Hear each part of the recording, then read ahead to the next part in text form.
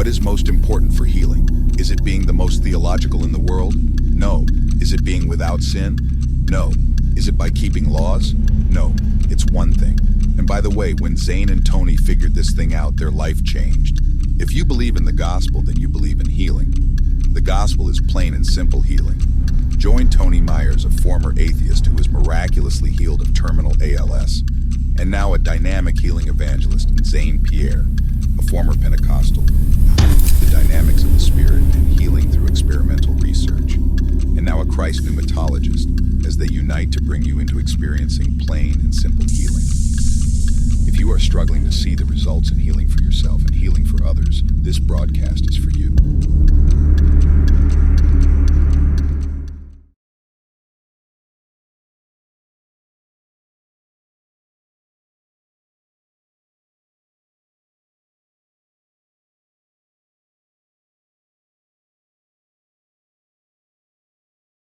All right. Boom. And bam. And I am Tony El Fuego Myers. I am Zane El Fuego on the mic again. We're on the mic. We are talking about the Old and New Covenants, of which there's nothing in common. Get over it, people. Go ahead, Zane. Introduce this topic for us. This is a topic in particular that seems to be confusing a lot of believers. I actually came out from Pentecostalism, so I know the confusion in particular. I was part of the confusion. I was in the confusion, not knowing where in the Bible in particular or what in the Bible was actually pertinent to us. And predominantly in the Western Christian community, most of the Western Christian community have not even spent time to differentiate what the difference is between the New Covenant and the Old Covenant. Now, we use the word covenant. A covenant in particular is pretty much not the same as a contract, but the idea two persons coming together and forming an agreement, taking responsibilities in this agreement, pretty much comes with the idea of covenant. For most of us, if you are to be honest with yourself, ask yourself the question right now: what is the New Covenant? What is the covenant? What is the agreement? You cannot answer that. And so by default, we have been trained in Western culture to refer to Moses more than to refer to Jesus. For those of you who don't know what Jesus is in the New Covenant, which is the template in the New Covenant, Moses was in the Old Covenant. You look towards Moses, which is why the disciples in particular told the guy who got healed that they're disciples of Moses. In the New Covenant, Jesus is the template, and now you are disciple of Jesus. Now, if you don't understand these two, you are actually playing around in another covenant that have different criteria. Whether you have been in any form of legalism or you have been using the Bible, using Moses as a reference point, you are also using a covenant. That is something that most Westerners are not aware of. Most Westerners are not even clear as to what the Old Covenant is, but they dabble in the Old Covenant. As a result, you have nothing. You are getting nothing, right?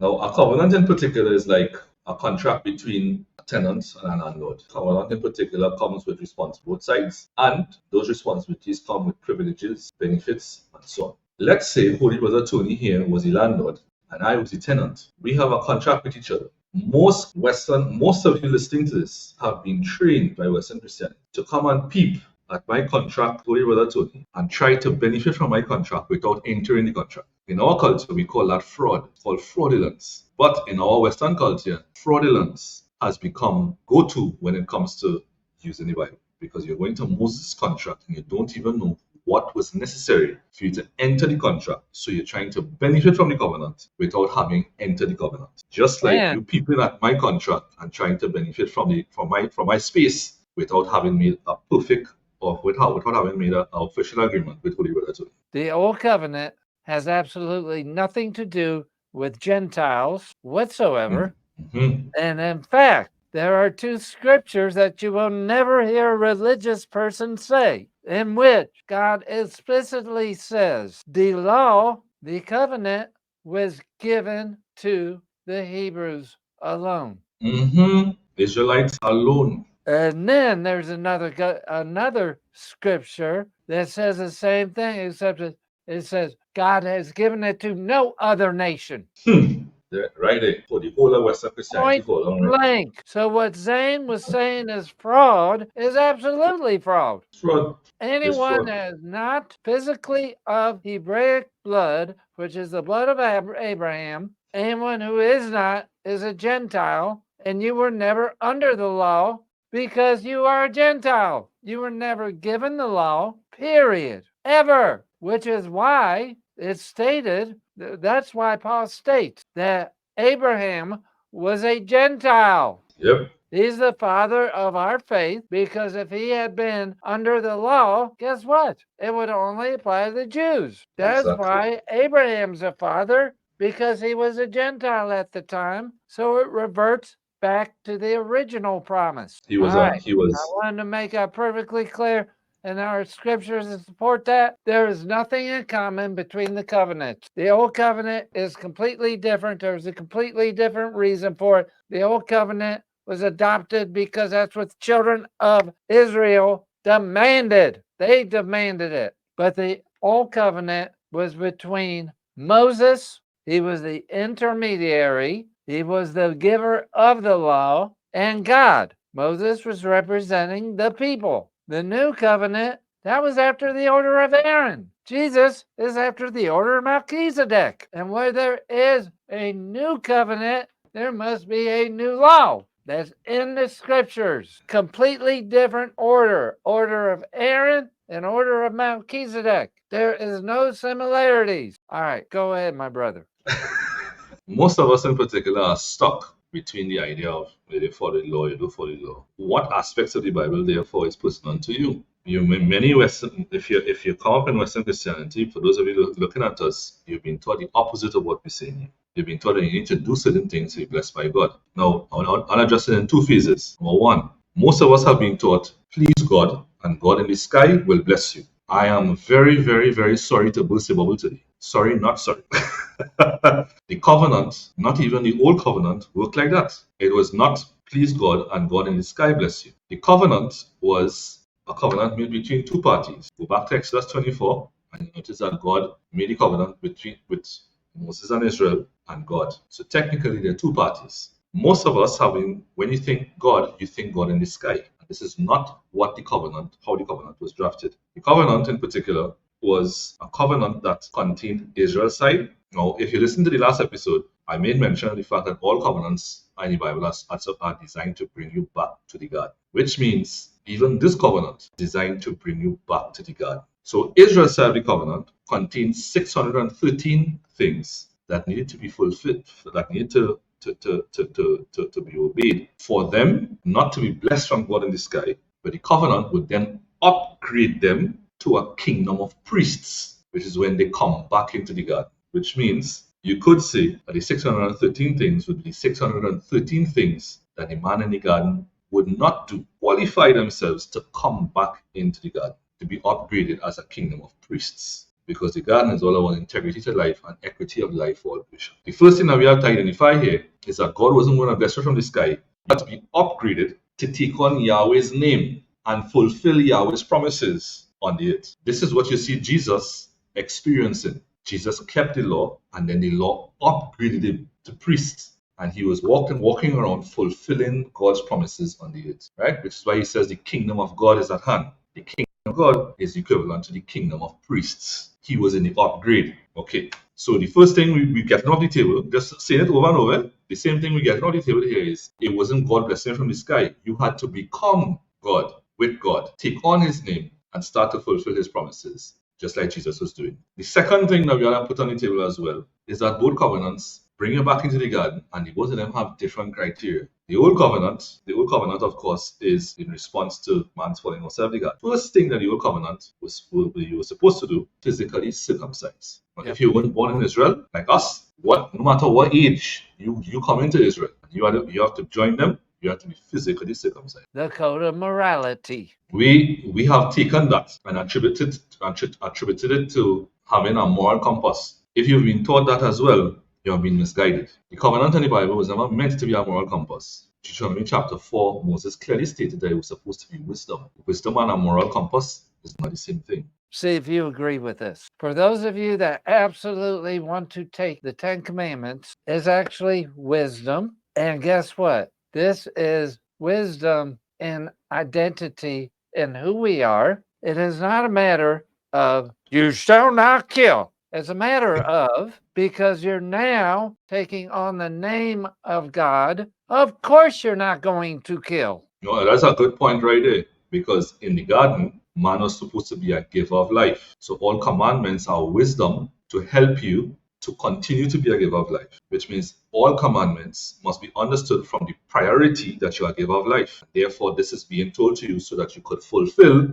being a giver of life. That's your wisdom. That brings us to the next phase of the covenantal and to enter the covenant. Cutting off the physical circumcision represented taking off flesh that God put on a man outside of the garden, which meant changing your identity. So you're making a decision to cut off the animal nature and to return to Yahweh. To return to Yahweh, you will then go through what you call ceremonial washing. So you enter living waters and you come back out, and right there you take on the name Yahweh. So you change your identity. This is why the Bible says, if my people who are called by my name, because they had to take on the name. And memorization of the Torah is to Holy Brother Tony's point. It's for you because they were of the Adamic fall, their nature was corrupt. They memorized the perspectives of Yahweh to reveal the name of Yahweh. That's like you take on a role in a movie and you're memorizing your lines. Same thing. You take on this role and you're memorizing the lines of what this person says, what this person does, what this person doesn't do,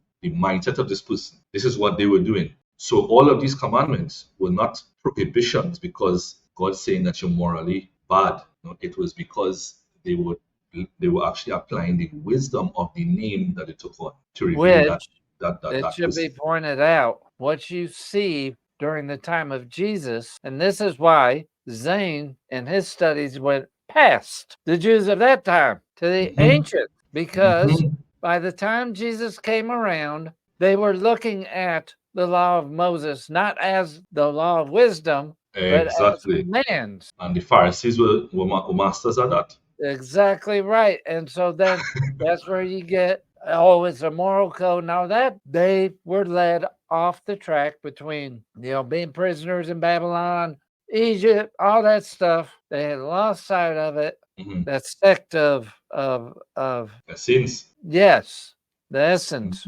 Viewed it more correctly, correct? And I know they did not believe in animal sacrifices as well. These groups spun off because they recognized the fallacy of where they were being headed. Because if you remember, there was 400 years that separated. The last prophet. Yeah, was Micah, right? Yeah. Malachi in the New Testament. Yeah. There was 400 years that separated them. God didn't separate from them. People separated. And that was because they walked away from the way it was intended. Even if you're speaking about separation from God, this is a perspective that I understand that believers today they've been taught this, but I encourage believers to give thought to the context and to the validity of the thought. Because whilst you're saying that you have been separated from God, there is no evidence of that even in Genesis chapter 3. Adam makes a decision and he is talking to God. Cain and Abel made decisions. Cain killed Abel and was still talking to God. Right. What separation are we speaking about in our culture? And how separated is God if he builds a temple to dwell on the earth amongst the people? Like, what are we talking about in our culture that is separation from God?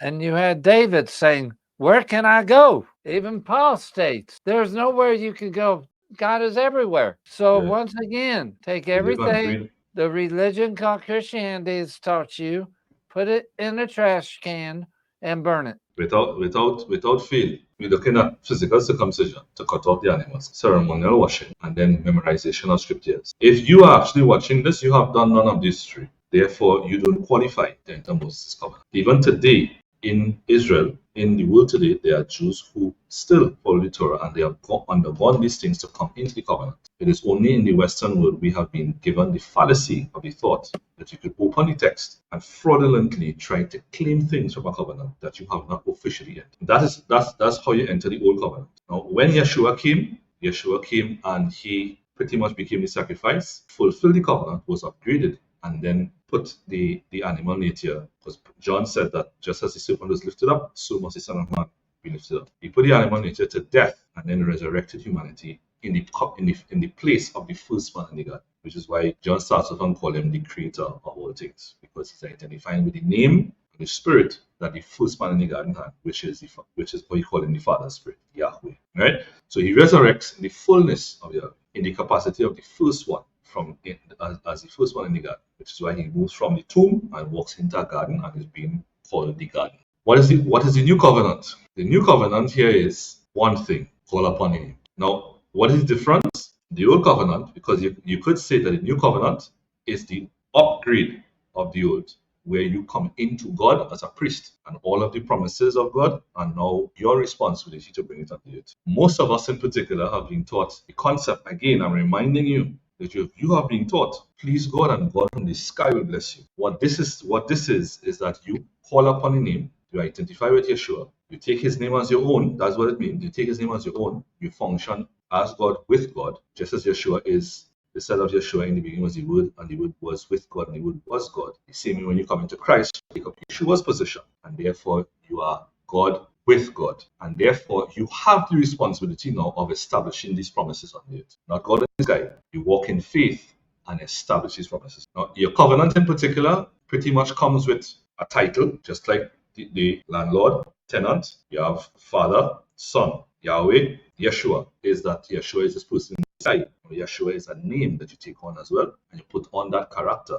You put on that person's character, that person's nature. You put on his power, put on everything that he is. All of his titles. Now you are now walking in it. It comes with covenantal identity. So that is your covenantal identity. That's why Paul in the New Testament, all over the New Testament, he says you approach the Father through Christ, because you approach him in your covenantal identity. Or what example do we have in the Bible for covenantal identity? Abraham. Abraham is changed to Abraham by God. Never does he call himself Abraham after that. Covenantal identity, Israel. Israel comes to covenant with God. They are called Israel. So when they approach God, it says Israel approach God. So if Yeshua is your identity, is Yeshua approaching God when you go to pray? That boggles most believers' minds, because you've been taught that to identify with Yeshua is blasphemy. And when you come into the covenant, God's promises become your lens, your primary lens. Your covenant in particular is no different from a contract of employment. Like just like you go to find a job, the employer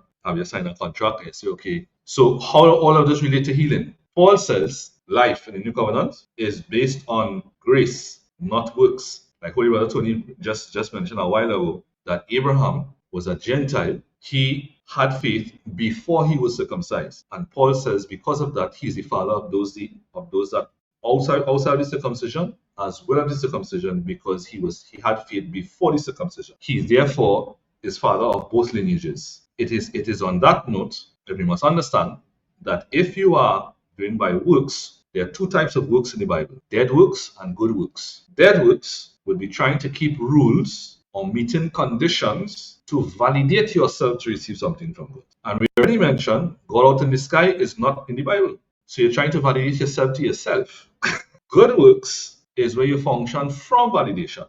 This is where you call upon the name, you know you have the Spirit, and you take action based on what you already possess. Or rather, you reproduce after your own spirit. You reveal what your spirit contains. Now, there's one component here, and then I'll pass back to Holy Brother Tony. And I think here is also necessary for us to understand, especially with regards to healing. Functioning from works means that you function pursuing validation, which is where fear, worry comes from. Fear and worry is primarily attached to seeking validation. So if you're actually there and you want healing and you're feeling fear and worry, know that you're in Cain school. Grace, if you go and you check grace, or you do some research into grace, you would see that grace says that this is God's kindness. But in the same way works has emotions, grace, the concept of grace, also involves an emotional posture. An emotional posture that most believers miss is that if you're walking in grace, you have to walk in a posture of gratification and gratitude,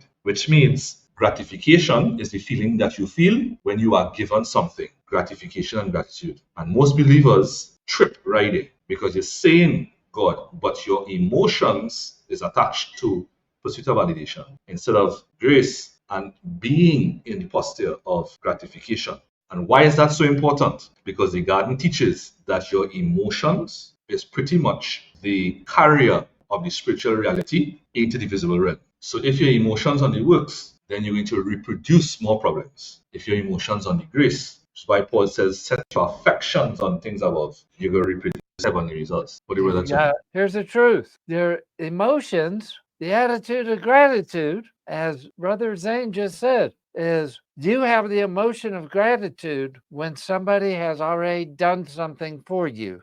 You have it. You possess it. Correct.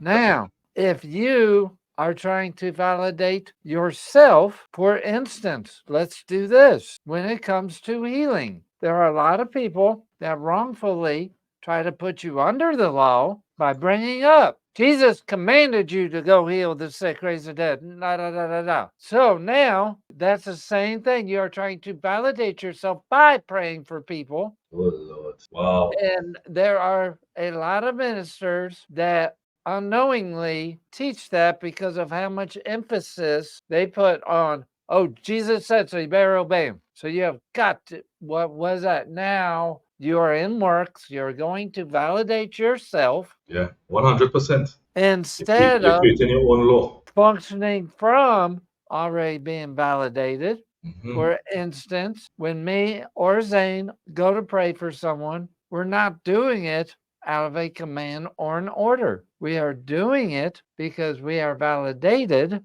already validated, and we are simply sharing that with someone. And that's really all we're doing. It's important to know that if you're doing things like that, then you're adding to the new covenant criteria. And you're going to be hit or miss. You might end Because up if with you're nothing. looking to validate yourself, then you are not you're not believing, you're not walking in faith.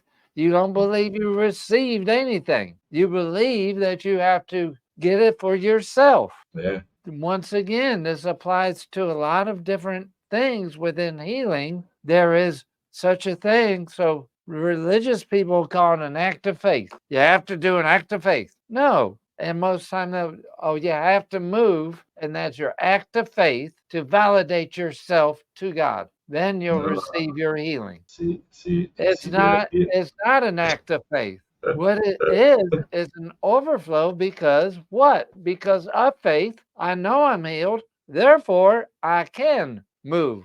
Therefore, I can walk. It is an overflow. It is something that will happen in response to gratitude, in response, faith. But yet people turn it around. And in fact, the very word act of faith. I'm trying to prove I have faith. No, you were given the faith of Christ. You already have the faith. You don't have to build more of Jesus' from faith. it. You don't have to build Jesus' faith. You don't need your help for that.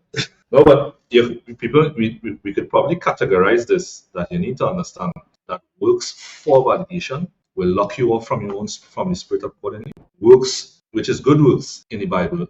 Good works is not validation. Good works is more productivity in life. Be productive with your life. Put it into use. If you're functioning from there, which is an expression of what you already have, then you're flowing from your spirit. So we have to actually understand that you have to be careful which school you're in. You're in Cain school, or you're in evil school. You can have two people that do the exact same thing, but it goes down to heart motive. Yes, sir. One is looking to be validated, Mm-hmm. Cain school. Then the other is Abel school. You are validated. They look exactly the same. Me and Joe. Right. We're both praying for the sick. One is praying for the sick because that's a command. Jesus commanded it. So you're doing it out of obligation to be validated, which that person will be hit or miss. Whereas, and you will also notice that the ones that are trying to validate themselves, they have to stop for every single person. They have to do. They can't walk by anyone. They forget Jesus walked into the pool of Siloam and healed one man. And that wasn't because it's not God's will to heal. It is always God's will. It was always Jesus' will. I'll be healed. That wasn't the reason. But I'm saying that to show that he didn't use it as a rule of validation or invalidation. The man at the gate called beautiful. You can say this, that Jesus had walked by that fella. And true. He very well could have. Yeah, that's true. That's true. But then once again, All who came to Jesus was healed. Yeah. The blind man, Zacharias, he came to Jesus. Yes, he climbed up in a tree and all, but what was he doing? Oh, son of David. So he Right. came to Jesus. This is what you have to understand is it's not the way religion would make it and frame it at all. It wasn't Jesus picking and choosing who was going to be healed and who wasn't. You see, even that perspective comes from the perspective of pursuing validation. And believers need to understand this perspective here, that if you are seeing your life through the pursuit of validation, there's nothing that you are seeing that you are not interpreting through the pursuit of validation. So you're taking the Bible and you're trying to make it a book of validation. Like one of the things in particular, and I just made a post recently on this. I think I posted it on social media as well. But for my community, okay. Instead, what they did is take the manual and make it a rule book. We wouldn't even do that in our culture. You have a manual for your TV. Would you make it a rule book? Nope. To say you're a good owner of television, right? Or you're a good owner of a washing machine. You don't do that. But the whole Western culture is based on taking the manual, using it like a rule book. Not only are they abusing the text, they're also abusing themselves. And because it's a manual, it simply means that whatever mindset you have, you are going to use that as the logic to understand the text. So technically, when you're reading about yourself. If you see God as a hateful person, that's because that is how you are. You have a logic that reproduces that. If you see God as a harsh individual, this is actually revealing perspectives about yourself, because it is a manual. It is not telling you anything. You need the name and the posture of that name and the knowledge of that name to understand the whys. When you use your own perspective, you fill in the gaps as to the whys, and your reasons revealing you. So technically, if you're pursuing validation, then you're going to read the whole Bible through validation, pursuing validation. And therefore, you see everything as God approving this one and disapproving this one, And because that's what you know. that is why religion is flat and sees everything one-dimensional. I'm telling you, 100%. Because you're viewing the Old Testament, the New Testament, all with the same eyes, and there is no difference. You're dealing with it one-dimensional. Be blessed. Be healed. Be a blessing. Ladies and gentlemen, what an inspiring and thought-provoking episode, delving into the core of healing and its profound connection to the gospel. If you've ever wondered about the true essence of healing, you're not alone. Tony Myers and Zane Pierre have shared their powerful insights on how understanding one fundamental principle transformed their lives. It's clear from our conversation that healing isn't about being the most theological or living a sinless life, nor is it about adhering to a strict set of laws. So as we wrap up today's episode, I encourage you to reflect on the insights shared by our incredible hosts. Thank you for joining us today, and remember, be blessed, be healed, and be a blessing.